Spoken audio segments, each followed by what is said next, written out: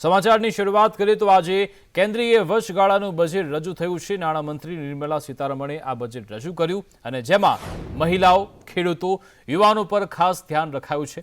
PM આવાસ હેઠળ 5 વર્ષમાં ગામડામાં 2 કરોડ નવા ઘર બનાવવાનું લક્ષ્યાંક રાખ્યું છે। સાથે સર્વાઇકલ કેન્સર રોકવા માટે પણ વેક્સિનેશન પર ભાર મૂકવામાં આવશે। તો મિશન ઇન્દ્રધનુષ હેઠળ વેક્સિનેશન વધારવા પણ આવશે। નવી મેડિકલ કોલેજ ખોલવાની પણ શક્યતા છે અને ખેતરોમાં પાક પર નેનો ડેપનો ઉપયોગ પણ કરવામાં આવશે। પશુપાલકોને વધારે પ્રોત્સાહન પણ આપવામાં આવશે, તે માટે પણ સરકારે આયોજન કર્યું છે। તેલીબિયાના ઉત્પાદન અને પ્રોસેસિંગને પણ પ્રોત્સાહન આપવા માટે સરકારે ખાસ આયોજન કર્યું છે। સાથે સાથે જે લખપતિ દીદી જે પ્રોજેક્ટ છે તેને પણ આગામી દિવસોમાં વધારવામાં આવશે, જેમાં આ લખપતિ દીદીની સંખ્યા 3 કરોડ સુધી લઈ જવા લક્ષ્યાંક રાખવામાં આવ્યો છે। Empowering the youth. The National Education Policy 2020 is ushering the transformational reforms. PM Schools for Rising India, PM Shri, are delivering quality teaching and nurturing holistic and well-rounded individuals. The Skill India mission has trained 1.4 crore youth. આ બજેટમાં કૃષિ ક્ષેત્ર વિશે વાત કરીએ તો આના પર વધારે ધ્યાન રખાયું છે। ડેરી ખેડૂતો માટે એક વ્યાપક કાર્યક્રમ બનાવશે સરકાર અને કાર્યક્રમમાં અનેક યોજનાઓનો સમાવેશ કરવામાં આવશે। રાષ્ટ્રીય ગોકુલ મિશન, રાષ્ટ્રીય પશુધન મિશન પર ભાર મૂકશે સરકાર। તો ડેરી પ્રોસેસિંગ અને પશુપાલન માટે પણ ઇન્ફ્રાસ્ટ્રક્ચર ડેવલપમેન્ટ ફંડ પણ જાહેર કરાયું છે। પીએમ ફસલ યોજનાનો પણ 4 કરોડ ખેડૂતોને લાભ મળ્યો છે તેવો સરકારે આજે જવાબ આપ્યો।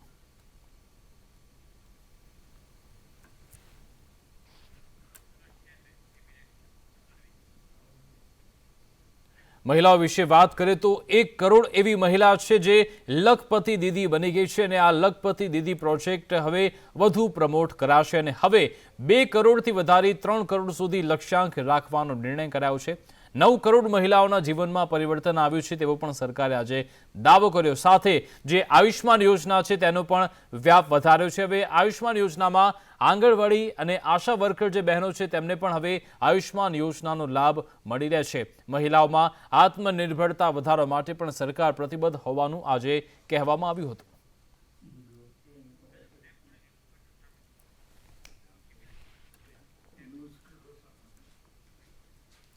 રેલવે ક્ષેત્ર વિશે વાત કરીએ તો 3 મોટા આર્થિક રેલવે કોરિડોર બનાવવામાં આવશે। પીએમ ગતિશક્તિ હેઠળ પ્રોજેક્ટ કોરિડોરનું નિર્માણ કરવામાં આવશે। એનર્જી, મિનરલ અને સિમેન્ટ કોરિડોરનું પણ નિર્માણ થશે। પોર્ટ કનેક્ટિવિટી કોરિડોરનું પણ નિર્માણ થશે, જેનાથી તમામ બંદરો સાથે જોડાઈ શકાશે। તો હાઈ ટ્રાફિક ડેન્સિટી કોરિડોરનું પણ નિર્માણ થશે। વંદે ભારતની તર્જ પર 40,000 જનરલ કોચ પણ વિકસાવવામાં આવશે। રેલવે ક્ષેત્રે રૂપિયા 2.4 લાખ કરોડ ખર્ચવામાં આવ્યા। 17,297 કરોડ સાથે રેલવે ટ્રેકનું નવીનીકરણ થઈ રહ્યું છે। 45,000 કરોડનું રેલવે સેફટી ફંડ પણ ટ્રાન્સફર કરવામાં આવ્યું છે।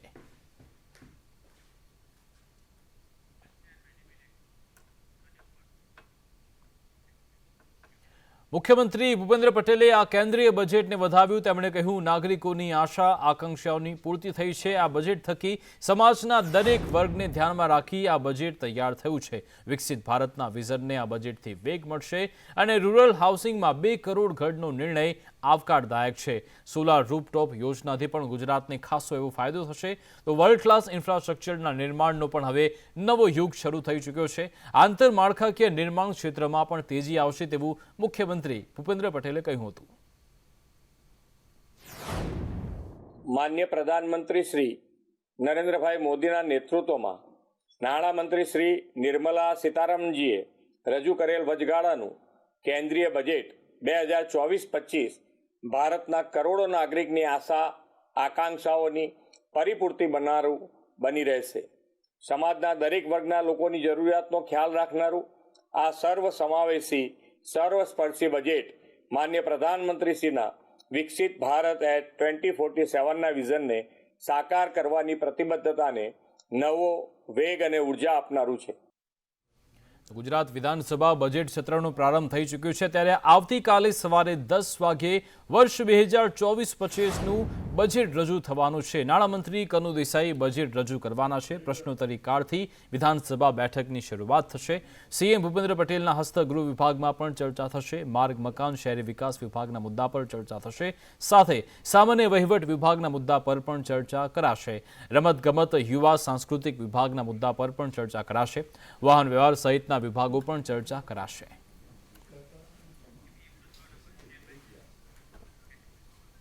તો મહેસૂલ વિભાગમાં ભ્રષ્ટાચારના કોંગ્રેસ ધારાસભ્યે આક્ષેપ લગાવ્યા। ધારાસભ્ય અર્જુન મોઢવાડિયાએ ભ્રષ્ટાચારના આક્ષેપ લગાવ્યા। તેમણે કહ્યું, વજન મૂક્યા વિના કામ થતું નથી। ગરીબ માણસને 100 વાર્ડનો પ્લોટ અપાતો નથી। ઉદ્યોગને 1 લાખ એકર જમીન આપી દેવાય છે। મોઢવાડિયાના આક્ષેપ પર મહેશ કસવારિયાએ પણ પ્રતિક્રિયા આપી હતી કે સરકાર ઝીરો ટોલરન્સથી કામ કરે છે। ભ્રષ્ટાચાર કરતા લોકો સામે સરકારે પગલાં લીધા જ છે। આખા રાજ્યની અંદર મહેસૂલ વિભાગની અંદર સૌથી વધારે ભ્રષ્ટાચાર છે। વજન મૂક્યા વગર ભલે ઓનલાઈન અરજીઓ કરી હોય તો પણ કોઈ પણ અરજીને સેન્શન મળતું નથી, પાસ થતી નથી। જમીન બાબતની અંદર થતા ભ્રષ્ટાચારને રોકવા માટે ખોટી રીતે હેતુફેર કરી અને જમીનના ઉપયોગ કરનારા લોકો માટે દેશની અંદર પ્રથમ વખત લેન્ડ ગ્રેબિંગ એક્ટ રજૂ કરી અને સરકાર ઝીરો ટોલરન્સ આવા ભ્રષ્ટાચારી લોકો માટે ઝીરો ટોલરન્સથી કેવી પ્રકારનું કામગીરી કરવા માંગે છે એનો ઉત્તમ નમૂનો પણ આપ્યો છે। કોંગ્રેસના ધારાસભ્ય જ્ઞાનીબેન ઠાકોરે નિવેદન આપ્યું છે। તેમણે કહ્યું, લોકોને રાહત મળે, ખાલી જગ્યા ભરાય તેવી અપેક્ષા છે। અપેક્ષા પૂરી નહીં કરે તો અમે તેનો અવાજ બનીશું। કેટલા ધારાસભ્ય રહેશે એ ધારાસભ્યને પૂછો।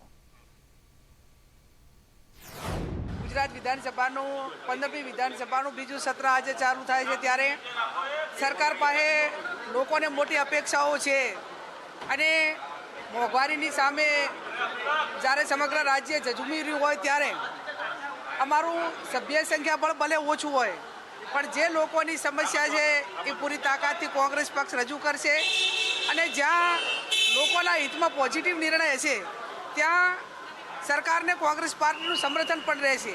એટલે આ બજેટમાં ગુજરાતના લોકોને ક્યાંક રાહત મળે, રેગ્યુલર જગ્યાઓ ભરાય, ગૃહિણીઓને ક્યાંક અંશે જે મોંઘવારીમાં રાહત મળે, એ જે કંઈ અપેક્ષાઓ છે એ અપેક્ષાઓ સરકાર પૂરી કરે એવી અમે પણ અપેક્ષા રાખીએ છીએ। કોંગ્રેસ ધારાસભ્ય વિમલ ચુડાસમાએ નિવેદન આપતા કહ્યું કે લોકોને નોકરી મળવી જોઈએ, સહાય મળવી જોઈએ। ખેડૂતોને કેટલાય સમયથી પાક વીમા નથી મળ્યા। ખેડૂતોને જે મુશ્કેલી પડી છે તેમાં રાહત મળવી જોઈએ।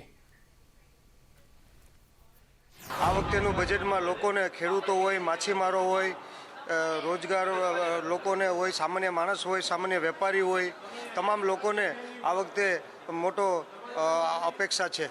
કોંગ્રેસ પાર્ટી દ્વારા અમારા વિરોધ પક્ષના નેતા અમિતભાઈ ચાવડા દ્વારા અમે બેસી અને આજેથી બેસીને નક્કી કરશું અને જે વસ્તુઓ છે એ લોકો માટે જે અમારા વિસ્તારના હોય કે સમગ્ર ગુજરાત માટે જે માગણીઓ કરી લોકો માટે કરવાની છે એ અમે લોકો કરવાના છે। કોંગ્રેસ નેતા અમિત ચાવડાએ કહ્યું કે આજથી સત્રની શરૂઆત થઈ ચૂકી છે। 156 બેઠકો સાથે જીતેલી સરકાર સારું બજેટ આપે તેવી આશા છે। યુવાનો બેરોજગાર છે, ભ્રષ્ટાચાર છે તે બાબતે ચર્ચા થવી જોઈએ। આશા રાખીએ કે 156ની બહુમતી સાથે બનેલી આ ડબલ એન્જિન સરકાર ગુજરાતના લોકોની જે સમસ્યાઓ છે, પ્રશ્નો છે, જે તકલીફો છે, ચારે તરફ જે વ્યાપક ભ્રષ્ટાચાર ને ગેરવહીવટ ચાલી રહ્યો છે, નકલી કાંડ ચાલી રહ્યા છે, મોંઘવારીથી પ્રજા ત્રસ્ત છે, યુવાનો બેરોજગાર છે, આ તમામ પ્રજાના પ્રશ્નોની આ લોકશાહીના મંદિરમાં ચર્ચા થઈ શકે, મોકળાશથી એના માટેના નિરાકરણના પ્રયાસો થઈ શકે એટલા માટે લોકશાહી ઢબે ચર્ચા કરવાનો આ સરકાર અવકાશ આપશે અને સાથે સાથે પ્રજાના જે ચૂંટાયેલા પ્રતિનિધિઓ છે એને પૂરતો સમય આપી અને ગુજરાતના ઉત્થાન માટે, ગુજરાતીઓના વિકાસ માટે, ગુજરાતને આગળ લઈ જવા માટે એક હેલ્ધી ચર્ચા થાય એ માટેની અપેક્ષા સરકાર પાસે આ વિધાનસભા સત્ર દરમિયાન છે। આજથી શરૂઆત છે। કોંગ્રેસ પક્ષ ગુજરાતના પ્રજાના પ્રશ્નોને મજબૂતાઈથી આ સત્રમાં ઉઠાવશે। આપના ધારાસભ્ય હેમંત ખવાએ નિવેદન આપતા કહ્યું કે આજથી વિધાનસભાનું સત્ર શરૂ થયું છે। જરૂર હશે તો વિરોધ કરી સરકારનું ધ્યાન પણ દોરીશું। ઉપયોગ થયા વગરના નાણાં હશે તે મુદ્દે પણ અમે વાત કરીશું। પડ્યા છે એ મુદ્દે પણ આ બજેટ સત્રમાં સરકારનું ધ્યાન દોરવામાં આવશે। જે અમારા મુદ્દાઓ ઘણા સમયથી જેનું સોલ્યુશન ના થયું હોય એ તમામ મુદ્દાઓ અમે પ્રશ્નના રૂપમાં વિધાનસભામાં રજૂ કર્યા હોય ત્યારે દરરોજ પ્રશ્નોત્તરી કાળમાં પણ સરકારને જે મુદ્દાઓ છે એ મુદ્દે ધ્યાન દોરવામાં આવશે. તો ગણો તો વહીવટી અને ખેતી જમીન કાયદા સુધારા બિલ પસાર થઈ ચૂક્યું છે. વિધાનસભા ગૃહમાં સર્વાનુમતે આ બિલને પસાર કરાયું. મંત્રી બળવંતસિંહ રાજપૂતે ગૃહમાં નિવેદન આપતા કહ્યું કે 2015 પહેલાની જમીન માટે જ આ સુધારો છે. જે સંસ્થાઓએ ખેતીની જમીન ખરીદી હશે તેને લાભ મળશે. સરકારી જમીનમાં કોઈને આ બિલ હેઠળ લાભ નથી મળવાનો.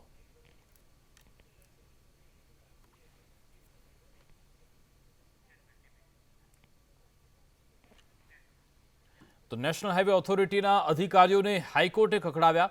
જમીન સંપાદન કેસમાં હાઈકોર્ટે અધિકારીઓનો ઉધડો લીધો હતો. જમીન માલિકોને અધિકારી હેરાન કરતા હોવાની હાઈકોર્ટે નોંધ લીધી. સંપાદન બાદ ઉપયોગ ન થાય તેની પાછળ અધિકારી જવાબદાર છે તેવું હાઈકોર્ટે અવલોકન કર્યું. વર્ષો સુધી વળતર ન મળે તેવી અવ્યવસ્થા ઊભી કરાઈ છે. કાયદાની આંટીઘૂંટીમાં લોકોને હેરાન કરવાનું બંધ કરો. અધિકારી મનમાની કરે તે ચલાવી લેવાય નહીં તેવું હાઈકોર્ટે કહ્યું.